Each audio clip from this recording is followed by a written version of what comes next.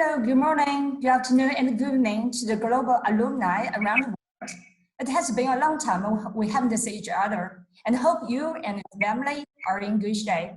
Wherever you are in the world, welcome to join our first international cross-campus EMLYON alumni events. It's a new series of interactive digital live talks with some testimonial and best practice shared with alumni to the EMLYON community.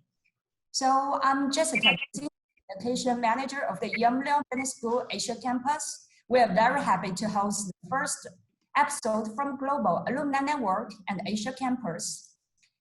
Under the topic of what can we learn from China on facing crisis.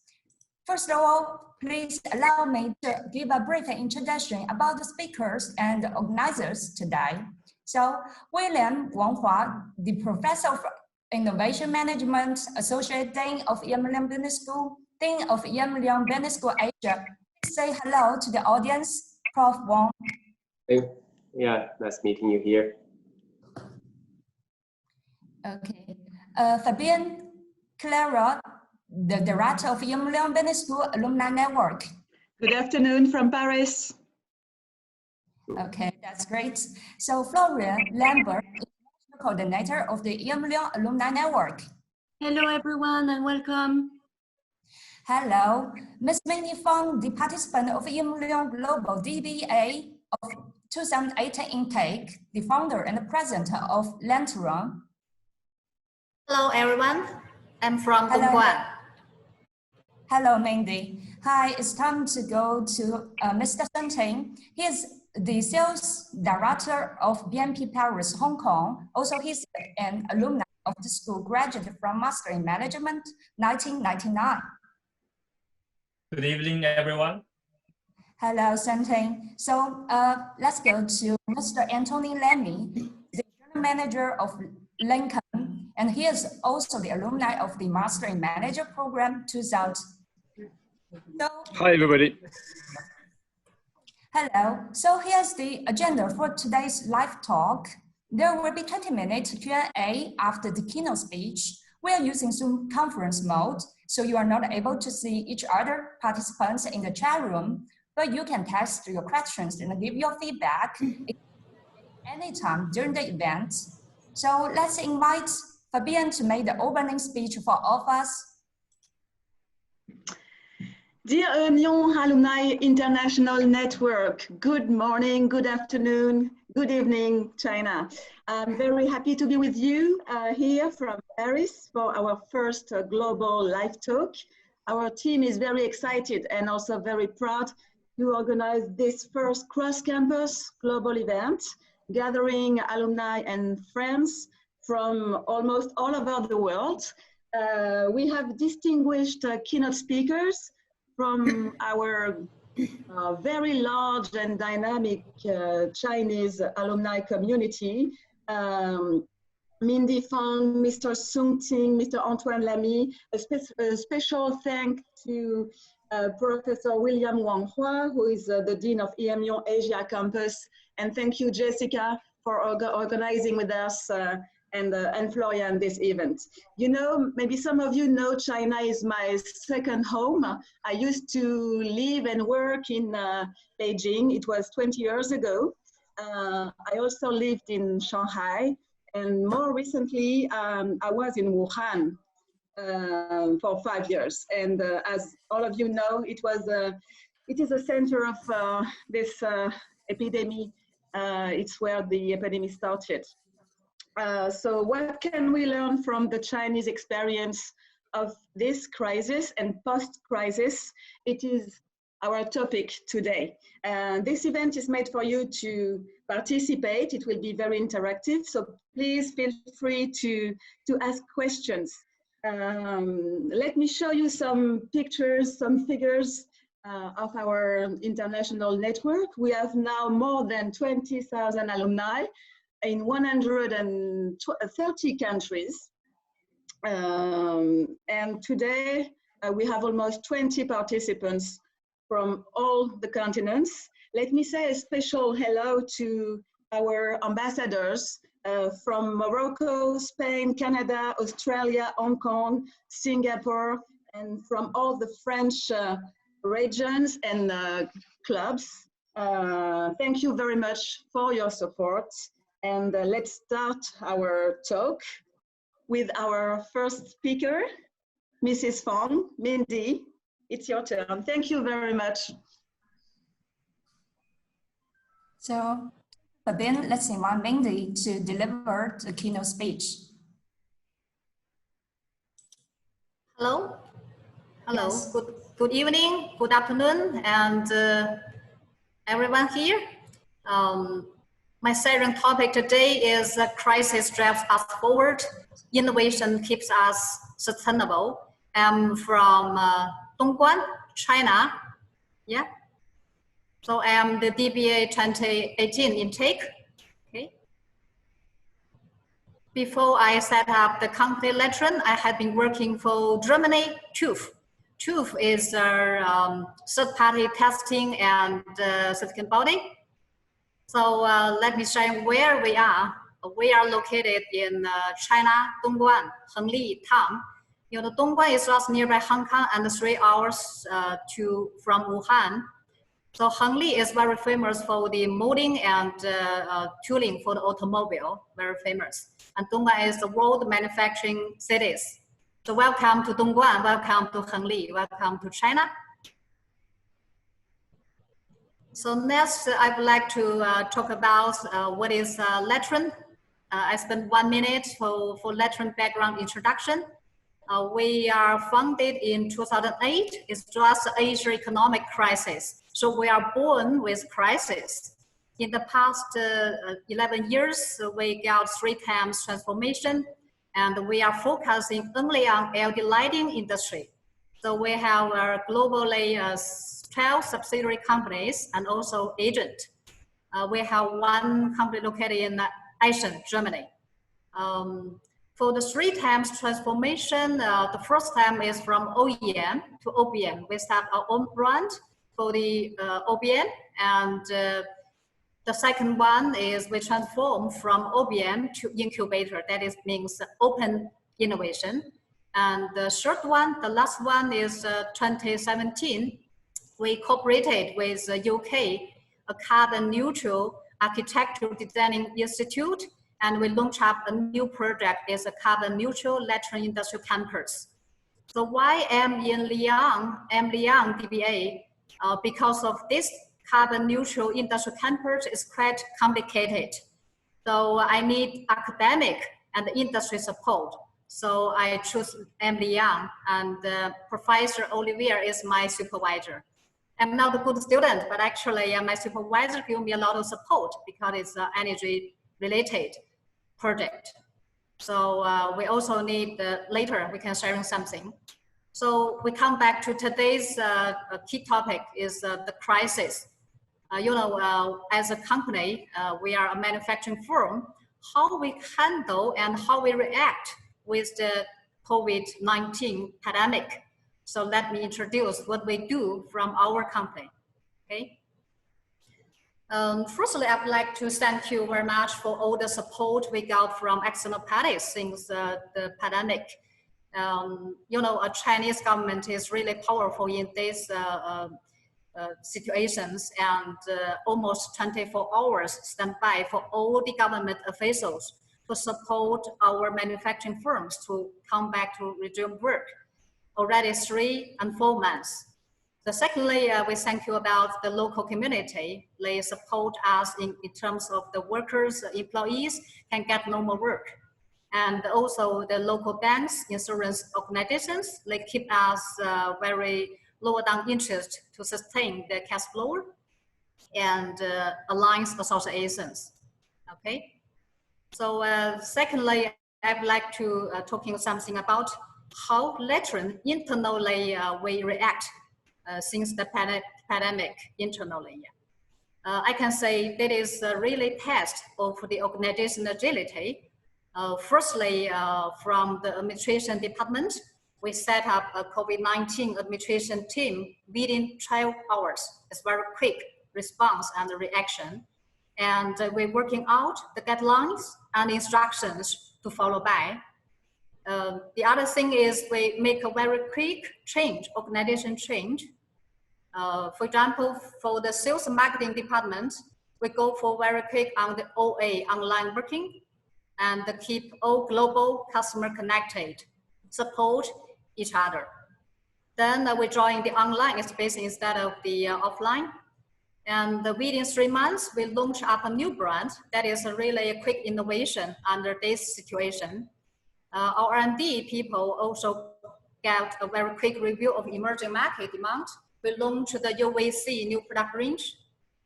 Normally in normal time, we need 4 months to get some new product range. But in this special situation, we shortened the lead time from 4 months to 2 months. And from the manufacturing department, we keep all workers healthy and safe, and make team spirit is really helpful for such special conditions. And we optimize workmanship, automation, upgrade. On the other thing, I want to talk about the as an entrepreneur. So how we can get social accountabilities in this very special area, special times.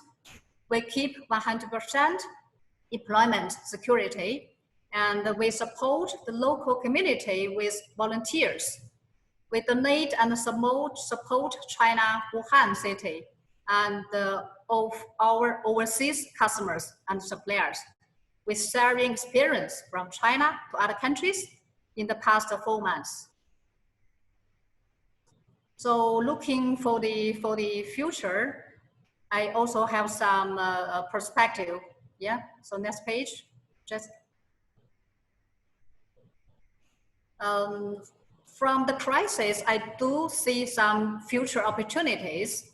The first one is the digitalization economy in China. And we have the new emerging industry and the market. And for the individuals, we will go for more carbon neutral production and the living styles. We need ecosystem, and we need more globalization support. And last of all, as an entrepreneur, as a company owner, we need more entrepreneurship in future. So that is very brief speech.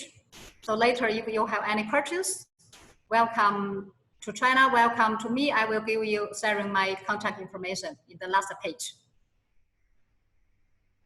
Yeah, thank you very much. So that is Letaron, and that is the medium-sized company in China.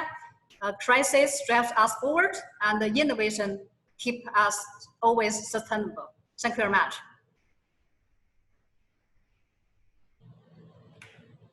Thank you, Mindy. Thank you for your sharing. I think the audience will have many questions that will come to you later. So let's invite to the other distinguished speaker in Hong Kong. His name is Ting. He is working for BNP Paris Hong Kong branch.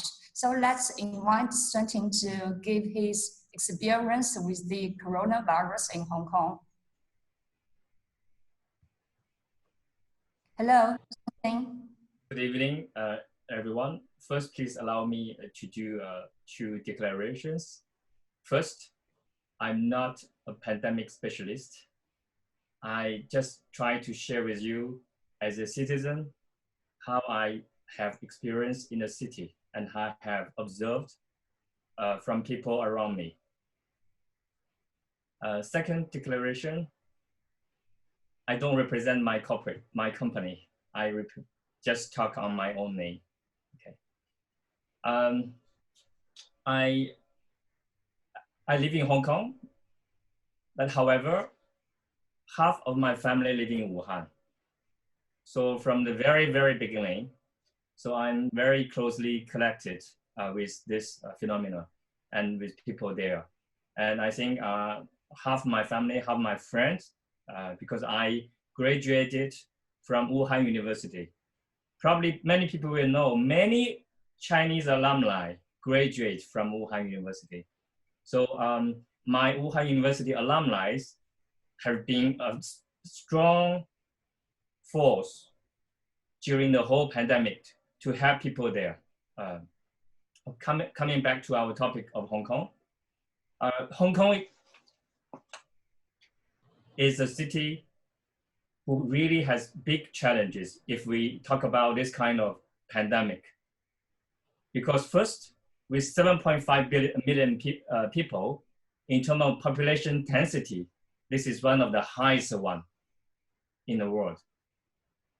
Secondly, it is closely connected with mainland China. We have direct train, high-speed train to Wuhan, to Guangzhou, to Beijing since a few years ago. For the month of January, there are 2.5 people who traveled from mainland to Hong Kong. 2.5 million people from mainland to Hong Kong. Okay. At the same time, Hong Kong as an international financial center is closely connected with major cities in the world. So we've got many, many imported cases of COVID indeed. Okay. As of yesterday, what I checked from the government website, the total number of the total cases is about 1,000 something, and about 4 cases of deaths. And since the beginning of the pandemic, people can go to work, okay, go to shopping, can go outside of their residence, of course, wearing a mask, okay. And there's not really a lockdown in Hong Kong.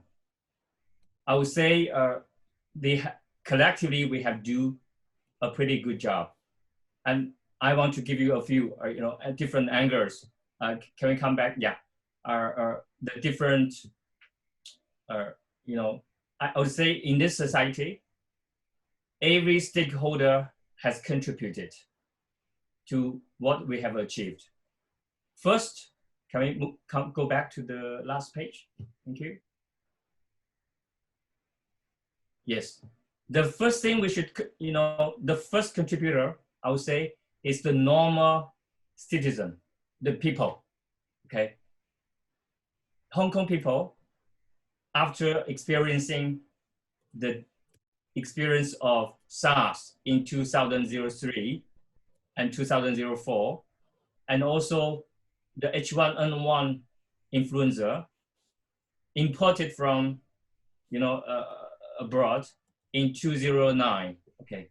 People are very vigilant and disciplined. You can see on this page, people, when they go to the wet market to buy their food,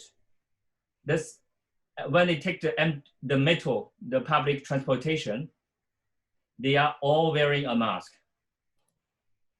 almost without exception. I think at the end of January, I really counted that in the metro station, more than 95% of people at that time already.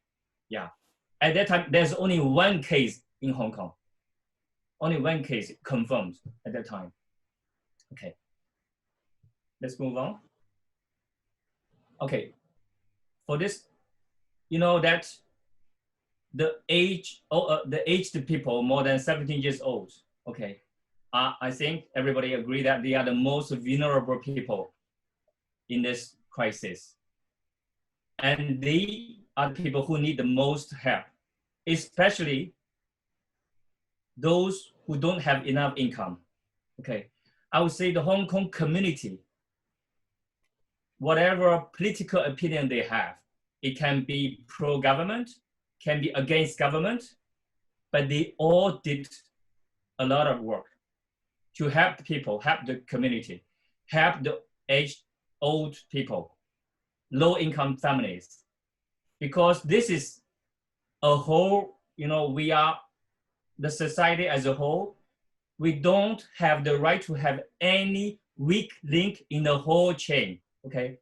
Otherwise, it will break somewhere. Of course, Hong Kong government also did something, did good job, okay? I think they are very professional, okay? They have been very responsive. from before they have one confirmed case, they already activated all the emergency plans necessary. Okay, for the temperature check, activate the quarantine centers, and even, mobilize hotels, recreation centers to be used as backup quarantine centers. From the very beginning, they started to prepare this. Okay. And one thing is good as well, Hong Kong is supported by mainland as well in terms of, logistic and supplies. Another thing which is very important in this kind of crisis is to ensure people's confidence, especially the small business and individuals. Okay, government invested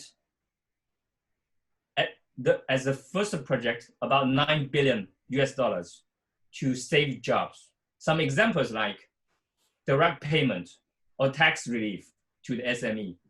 Okay, for some families, for people who have a mortgage, they can choose to pay only the interest during 6 months without repay the loan principal. Okay, and that will help people when they lost a job to continue to maintain their property, to maintain their normal life, to avoid panic, and to build up confidence across the society. I think the business would also have acted very efficiently. Taking the example of my firm, from day one, we have kicked off the BCP mode.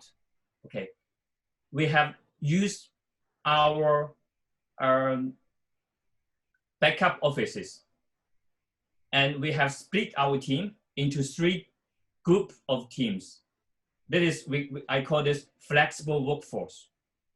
And our offices have been converted into mobile offices, which means it's no longer a fixed office to each person, but it can be used by anybody, okay, at any time with the same equipment, a standardized equipment. I call this a smart office.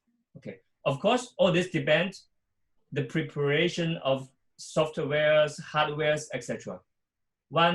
During the period when I worked from home for a few days, I can have my video conference with my colleagues in the office, just as what we do today. That's why during the whole crisis, Hong Kong as an international financial center has maintained the productivity, has maintained the stability. Okay, as a father of a 7-year-old child, I also care a lot on her education because the school was closed during almost 4 months. Okay, the school just resumed this week. Okay, so I'm not sure I'm a good teacher, but I have tried. I'm pretty sure I'm not a good teacher because I think we have a lot of things to improve as parents. However, I think China, as the innovator of online education, has done a good job. Okay, I give you 2 examples. My daughter can learn piano by herself by using the iPad. She can even learning drawing, having an art class by using iPad with the teacher far away in mainland or in another country. Chinese people are crazy. We have created many different lenses. Just you can add a lens on top of your iPad. Then you can have different functionality. The teacher can see exactly how the child is drawing, how the child is playing the piano, which proved to be efficient. Okay. At the same time, I think when we celebrate the technology, we see also the families are not equalized in terms of equipment. Some children can have a good online learning with their teachers, but some can only use the mobile phone of their parents to do the online learning, which is not ideal. Okay, I think this indicates the government still have a lot of things to do to help people, to have the basic IT infrastructure in the families, to help children to ensure a quality education, online education. At the end, I want to share with you a few reflections and some are my questions. Jessica, please turn to the next page.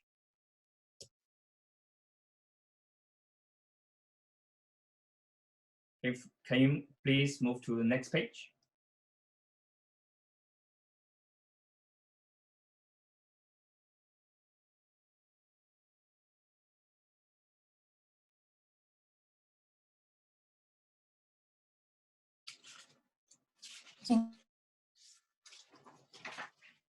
I think first, I would say nobody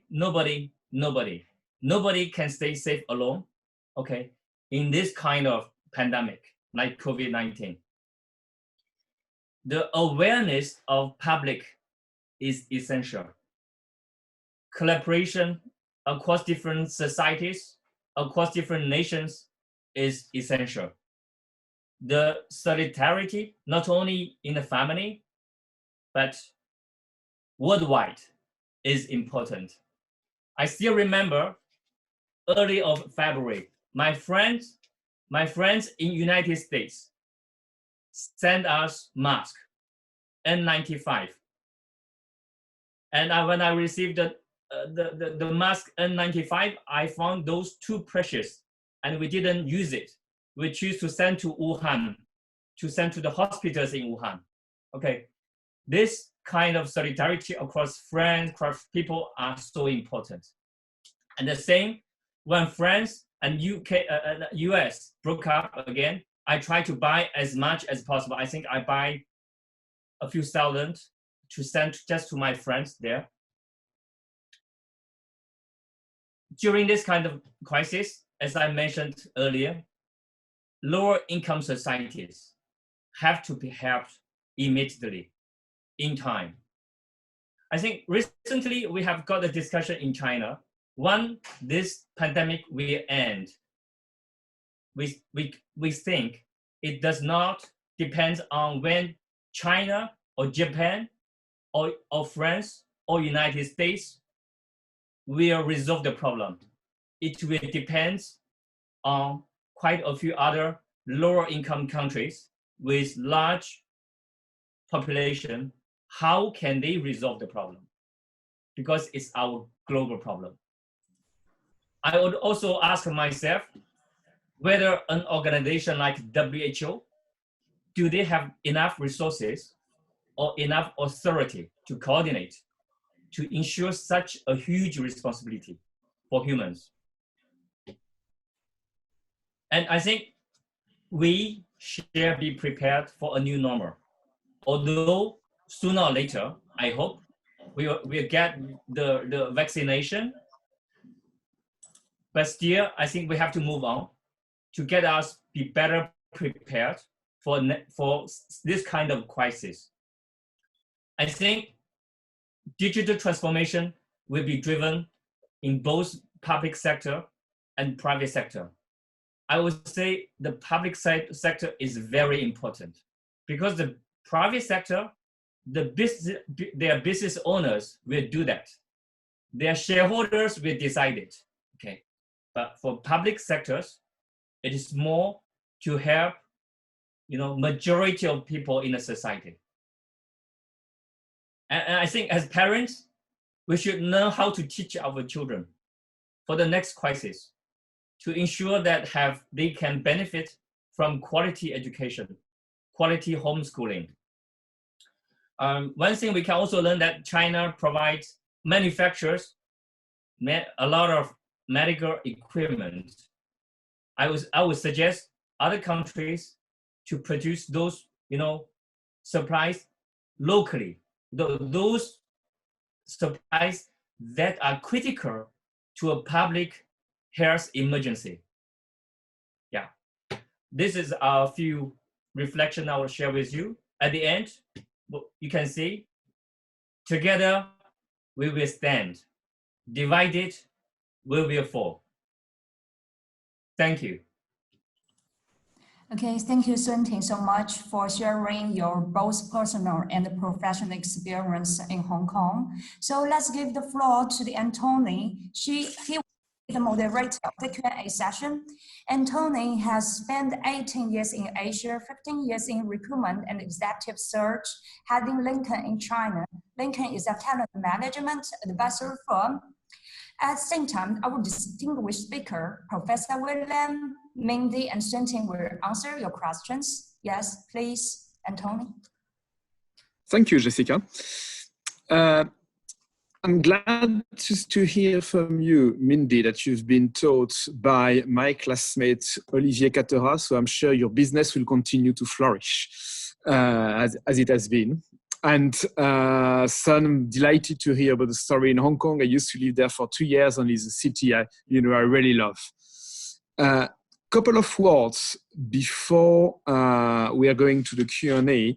So crisis in Chinese is called, and I'm sorry for my horrible Mandarin, Weiji. And that means there is a bit of a debate with the two characters, but one character means danger and the other one means opportunity.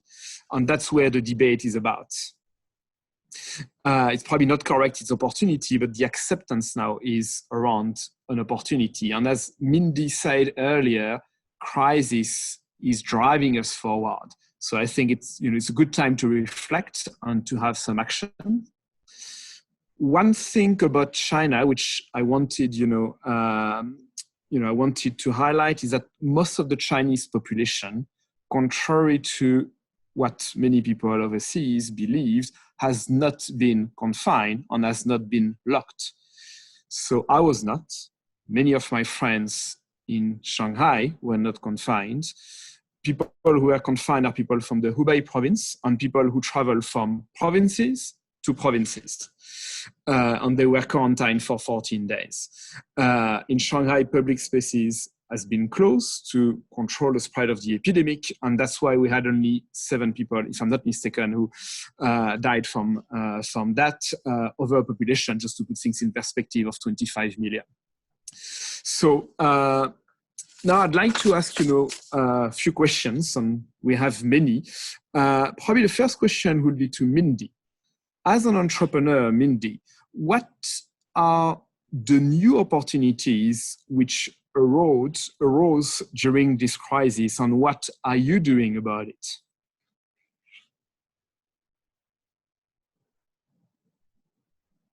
Hello. Yes, I'd like to share some also experience during this crisis. How what is opportunities we see during this in the past 3 or 4 months. In China, actually, Wuhan was locked down from February 23rd. So immediately we set up the coordinating team within the company, and we got a synergy innovation together. One thing, we make sure all the employee and all our employee family members keep safe, security, and healthy. And on the other hand, we make a quick review of the opportunities for the R&D technology. What is the, just as Ting just mentioned, it is a new normal. So how we can survive within this situation. So from the new product development, we coordinate very quickly and got a synergy innovation team together with some local institute and our customers in USA, in Germany, and also some suppliers in China. So we're trying to shorten up the NPD, the lead time. Just I also answer one question for this opportunity. Yeah. Within this 3-4 months, we launched one new brand. That is LED lighting, UVC lighting, sterilizer. So by the end of this month, we will opening to the formally launch to the market. I think in future, all the people, the living style will be changed. So that is also the opportunity for our industry. And on the other hand, it is automation. Just Industrial 4.0 in China and industrial internet. So which will boost fast in the next year or maybe in the coming 3 or 5 years, just like Germany and Japan, because in China we are also upgrading from the traditional manufacturing to a very quality manufacturing. So that is because I'm based in the manufacturing industry. So that is the opportunities we can see from this in the past 3 or 4 months or in half a year, something. Yeah. I think in future that is a new normal. So we need to follow. The other thing is the carbon neutral or the environmental protection industry. So I think also see some opportunities how we can protect planet and how the industrial transformation also another chances. That is from my perspective I can see that. Thank you very much. Thank you, Mindy. That's very forward-looking, and I think now we can validate the fact that in the world crisis got opportunity inside. You know, I think a lot of Chinese sinologists or experts in Chinese language think it's not, but no, actually there is an opportunity. Thanks. Another question, maybe to Professor Wang. Consumer habits and behaviors in China have been very forward-looking when it comes to e-commerce, for instance. What did you notice? What did you notice, Professor, being the main changes, and especially the ones which can sustain over the next years? I think that when we talk about the main change, it's already kind of a mega trend in China, even before the coronavirus. Well, during this crisis, the trend is further reinforced. What is that? The first mega trend, what we can observe compared to Europe or some other countries, is the online shopping, right? When we see that when the city is locked, the part that is not locked is about the online shopping part. So for the food delivery, and even for any articles you wish to purchase, you can still buy that from online. Then, if we dig deeper to see the economic structure of China, we still can observe a kind of the dual structure. So one is a big category of rich people. Even during all, you see that after the crisis, for certain luxury shops, still queues trying to buy the product. So this is one category. What we call is purchasing upgrading, and on the other side there is the purchasing downgrading as well, because China is a kind of dual economic structure. So people are buying cheap products. So the specialized website for selling cheaper products are also recognizing the big sales during and after. So I think that with limited time, I try to first stop here and give you some panoramic view about the consumers' behavior in China. Thank you, Professor. Sun, I'm keen to understand from you what you notice, maybe with BNP Paribas. What changes did you notice in terms of productivity, and referring to most of people working for a certain period of time from home? Any gain in productivity, and if so, what could you advise people from overseas doing and not doing?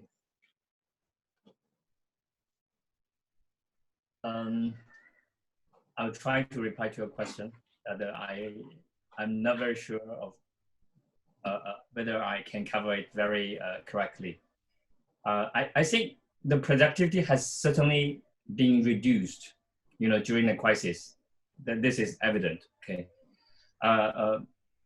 people have tried to maintain the BAU, which is business as usual, to provide the necessary services. Okay, but it's certainly not the timing to develop new business. If you talk to, develop new commercial activities, your client will not spend 1 second to listen to you. Everybody will focus on their own stuff. Okay, BAU. Okay, I think I would say by setting up flexible workforce, okay, smart offices, provide enough equipment to staff to enable staff working from home, we can maintain a decent productivity. Yeah, a decent productivity. Yeah, facing this kind of crises.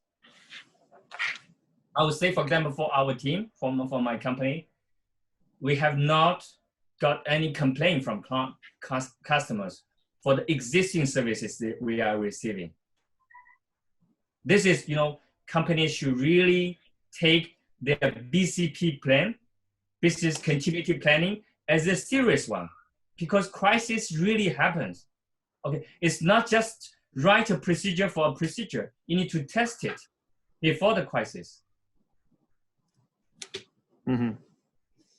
I think I've got a question for you, since you speak about, that you don't represent BNP here. I don't know how much valid is the question, but what sector to invest in now? To invest? Yes.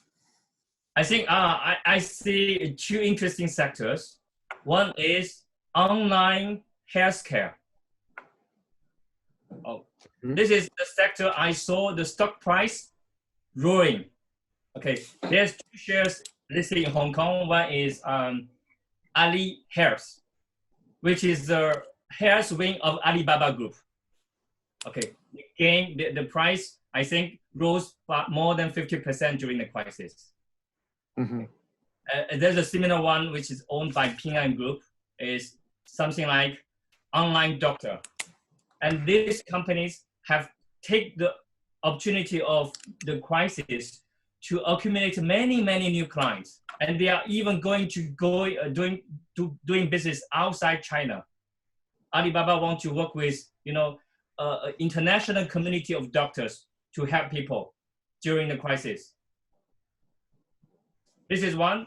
Another one, I want to just echo what Professor Wang mentioned about the consumer. The consumption downgrading. There is many people knows Alibaba. Okay, probably people don't know very well PDD. Okay, what is PDD? It's another Chinese, now a new e-commerce giant, but they focus on the lower end products, and that really helps, because let me say, when I ask my parents-in-law, when they lived in Wuhan during the crisis, who can help them, help people like them who are aged more than 70 years old, who can help them to buy food? The e-commerce like the PDD, can really handle this kind of consumption needs with a lot of helps from volunteers, people in the community. And I think the contribution of this kind of new e-commerce giant helps Chinese e-commerce business push to the lower end consumers. If Alibaba cover 60% of the existing population, probably the next 30% is converted now as a new e-commerce client during the crisis. I think it's very hard for people to understand, unless they live in China, what e-commerce is about. So much advance in that part of the world. We've got a question for all of you, and maybe starting, with you, Professor. What innovation have you noticed being especially interesting across the various sectors that you've been looking at? I should say just the continuous topic, talking about the digital transformation at almost at the old levels, right? I think that the Mindy and another speaker, Ting has mentioned, this innovation of the digitalization is covering, at least in China, is covering all the scope. The government is innovating, by providing digitalized the platforms. A very concrete example is that each person, if you have a mobile phone, you have a QR code to justify whether you are healthy or not. What are those cities? Whether you have been to certain kind of zones or cities or not. So by exposing your QR code, you can have the access of the city. And in the company level, for example, at EMLYON, you see that I'm healthy. Then everybody understands it. Sorry. Yeah. Sorry, you can. Yeah. And for lots of innovation at the ICT level, right? At the university, it is the same, right? There is the software system immediately implemented right after the coronavirus crisis. For example, for all the stuff of EMLYON Asia, we need to make the online pointage, right? To double check to say that what is your temperature, whether in a healthy situation or not. I have talked about the e-business side, home delivery service, and there's even the innovation on the online synchronized way of team building services as well. You see that in the crisis period, people have different levels of psychological problems, how to cheer up the team, how to find an innovative service to cheer up the team, resolve the problem of the psychology aspect, etc. So, and also you see that for the industrial side, that there are lots of devices are innovated. For example, people are scared of touch the button in the lift, l'ascenseur. So there is the innovation to say that there's the touchless, by the sensor, even without touching. In fact, the people, the machine can already sense you are going to the 9th floor, etc., etc. So, in summary, if during the crisis period, those pains are the starting points of the innovation. This is the general observation that we can observe from China. Thank you, Professor. Any words on that, Sun or Mindy? Do you want to add anything about it? Sorry? Do you want to add anything to it in terms of innovation that you've seen? I think I already just mentioned. Yeah, you spoke about yours, yeah. Okay, thank you very much. There is also in China, you see that there is a kind of organizational innovation, right? It's not only in the product part, service part for the customers. There are also the organizational innovation. In a concrete manner, for example, one big company in the restaurant business, right? We are not talking about one restaurant. We're talking about hundreds of restaurants, right? And they are facing, you see that the restaurant is heavily relying on the cash flow. So if you don't have the revenue, you cannot pay the salary, right? So there is a kind of a strategic alliance from one company like the e-business, food delivery company, who by sudden there is a huge demand of the labor force, and on the other side there is a surplus of the people from the restaurant business. So entrepreneurs are working together hand in hand to resolve both the pains of each. So I think that this type of solidarity at the boss level, at the entrepreneurs level, to also to make a flexible working organization. This I also call that the innovation. So I think that this type of flexibility, agility is also an interesting observation from China. So kind of inspiring to say that how community-based or city-based companies, entrepreneurs share their pains or experience together and see that probably your pain is my opportunity, right? So this is an interesting point I want to point out. Okay, thank you. Last question, and I'll elevate to some political side of things. So I'll let the one who wants to answer going ahead.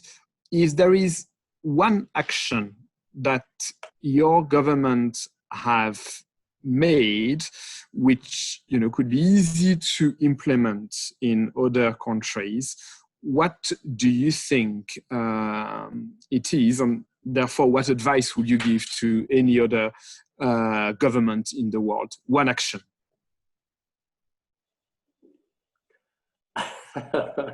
This is a tough question, and I think that one, it's true that recently we have made this type of dialogues, because I have also talked to HR VPs from French. She used to work even a month ago. She worked in Paris, and her observation is that if I say one word, is about Musk. So behind this Musk, it's very complex things. It's not simply coming from the government point of view. We understand that as the made in China country, right, we have a mass production capability. For some other countries, there's already the shortage of the Musk. So for a tactical level, they would say where or not where. While the situation goes beyond at the government level, there's also the psychological, social behavior. I personally also understand, right? For the French or some other countries, if you put your mask, it means that probably you are sending a signal to the peers that you have certain kind of the risk, and then even make yourself uncomfortable. So I think that for this epidemic, we see that mask is one efficient tool, very basic but efficient tool to at least cut or minimize the circulation of the virus. And then you see that if we can accept, and in the earlier stage, the situation can be significantly different, right? There is a contrast between the situation among the countries. Statistics talks about a simple word about mask. Thank you. I just want to add one point to this question. It's really difficult. Thank you, Professor Wang, helping me.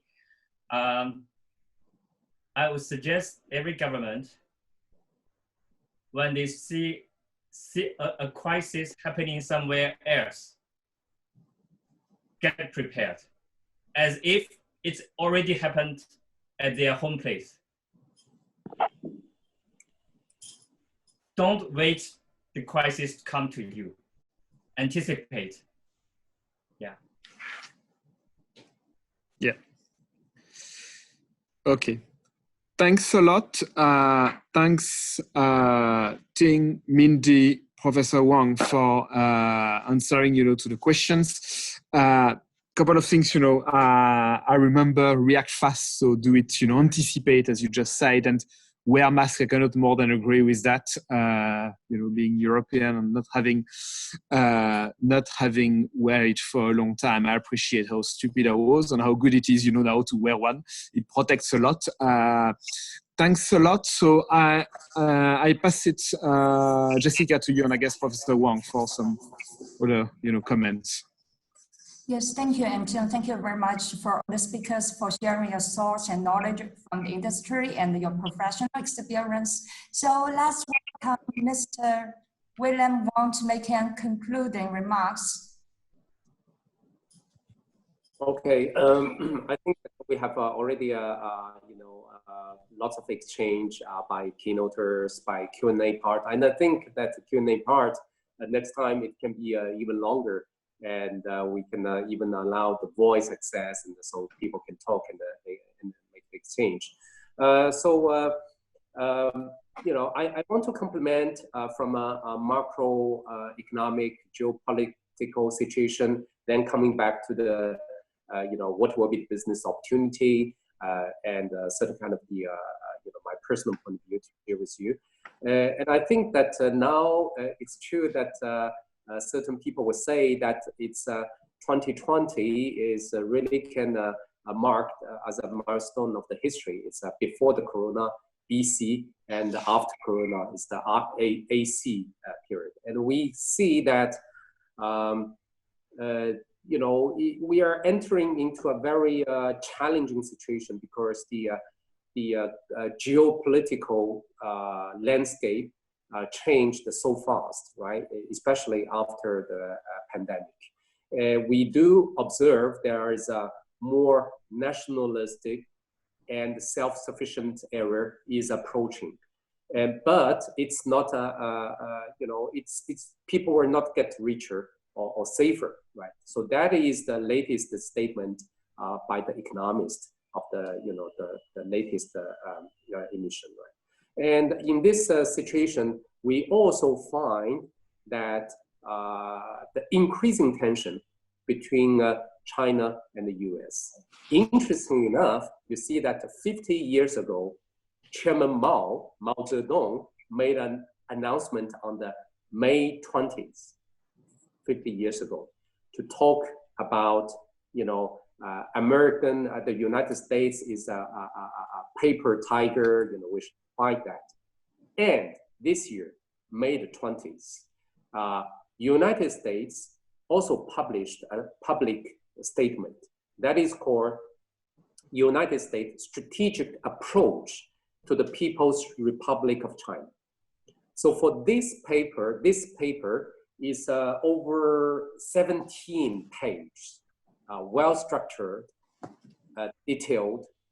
It's mainly talking about 3 challenges from China. You know, the economic challenge, the challenge on the values, and the challenge on security. So it's a public statement, you know, to the China, without talking about concrete case like Huawei, 5G, this type of thing. Right? This is the China-US, and then come to the you know, European landscape. What we can see and what we can observe that your countries inside of the European Unions, the relationship is more or less weakened because the level of the solidarity during this period, we don't see too much efforts among those countries. And so also in between, you know, European Unions facing China, there is one key word is can summarize the worries. It is written by the Munich Security Report 2020 in the early of this year. It's called the Westernness, right? Westernness. It means that there is also the worries about the rise of the China. So there is kind of a very complex global geopolitical situation without talking about some other zones. In such a situation, still, when we're talking about the word of the Westernness, it means that there is the China economy still, you know, is increasing, right? Despite China for this year, interestingly enough, is the first time does not fix a quantified objective of the GDP growth. Well, behind that, still for this year, there will be a plan to invest 500 billion euros in 7 sectors. I think that for people in this group, there is the you know, there is the need to pay a particular attention if you are in this type of business. And I think that the China still need the technology support from those industries. For example, the 5G infrastructure and application, photovoltaic power grid, and ultra high voltage energy, industry internet, what we call the industry 4.0, intercity high-speed railway and intercity rail transit, new energy vehicles, electric vehicles, EV, smart vehicles, connected cars, charging piles, artificial intelligence, you know, applied to different industries, cloud computing, big data center, this type of thing. To summarize, those 7 industries alone, China will invest 500 billion euros into those sectors. And you see that if, you know, from one big cluster is kind of a you know, unilateralism, right? And another cluster, China, both European countries, are in the multilateralism. So there will be a higher, much higher probability to work, collaborate, and try to reach a kind of the win-win situation. So China is committed to continue its opening up for the future development. So attractiveness on the development of the foreign direct investment, it's still the mega trend. I personally studied the automobile industry. So before, it is not imaginable to say that China will liberalize the shares, right? So in China, you have to create joint ventures with a maximum of 50% of the equity share, which is no more the situation in China. That means you can invest to 100%. This is a significant effort on attract, you know, global competition and investment.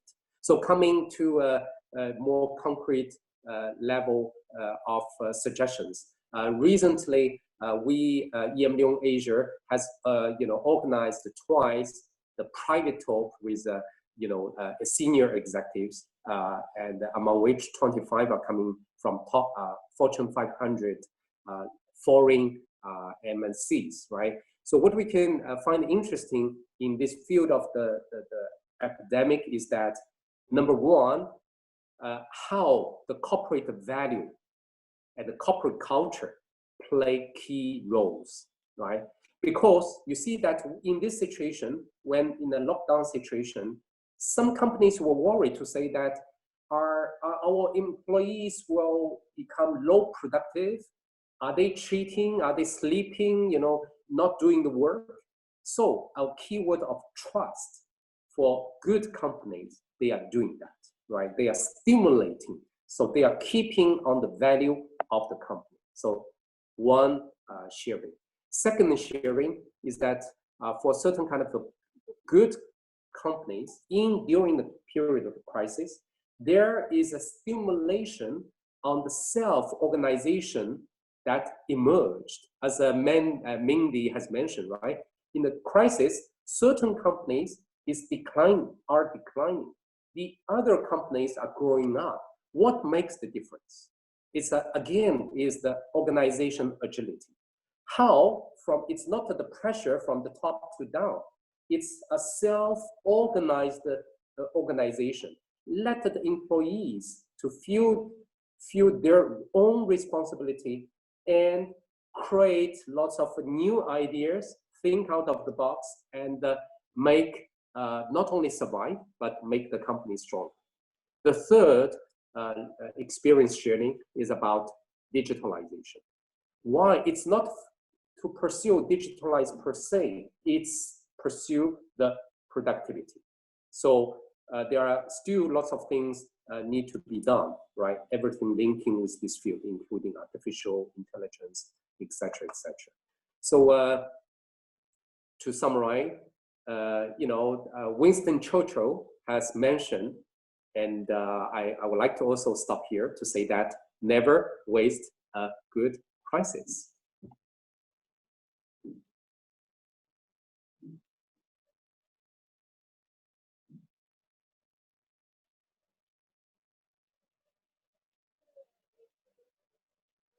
Fabienne, or?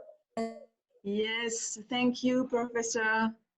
I wanted to add a few words as a conclusion. As Sun Ting said, we stand together. Together we stand. And regarding solidarity, I would like to warmly thank our alumni and network in China for their strong support and generosity.